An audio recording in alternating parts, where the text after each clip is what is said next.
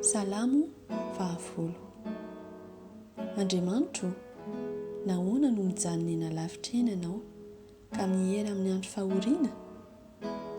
Noho ny fireharehan'ny ratsy fanahy dia enjehina mafy ny malahelo, azony fahendrena nataony izy ireny. Ny ratsy fanahy mandoka izay ireny fony, ary ny mpierina mahafoy sy manamava ny tompo.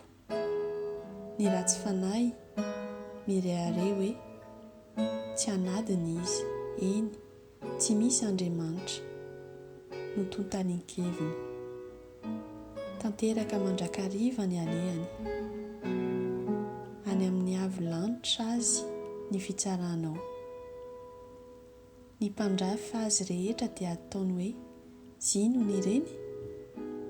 Hoy izy ampony, tsy angozohozo aho, tsy ho azon-doza mandrakizay doria aho. Feno ozona sy fitaka ary fanaovana ankeriny ny vavany.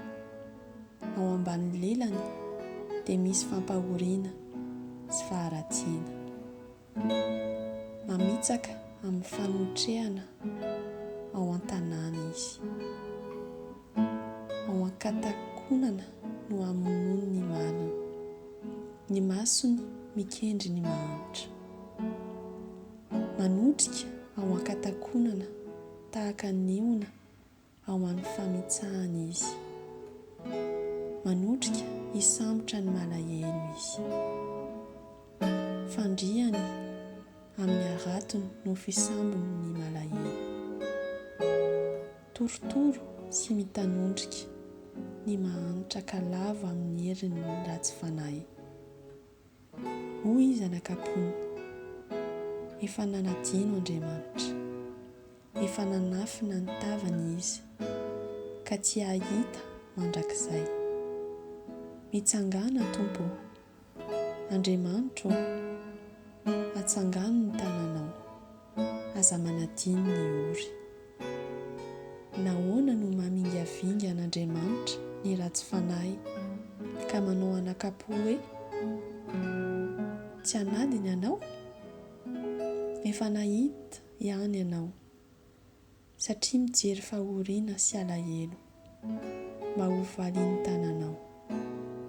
Ianao no iononan'ny mahantra, ianao no mpamonjy ny kamboty. Torotoroy ny sandry ny ratsy fanahy, ary adino ny eloky ny mpanao ratsy.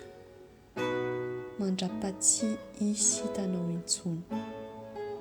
Andriamanitra no mpanjaka mandrakizay toria.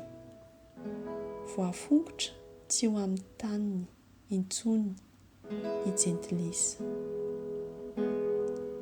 Efa nohenoinao Tompo ny iriny mpandefitra.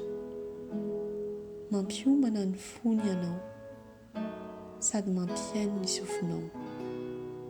Hanomezanao rariny ny kamboty sy ny mahantra, mba tsy handroso hampitahotra intsony ny zanak'olombelona etỳ an-tany.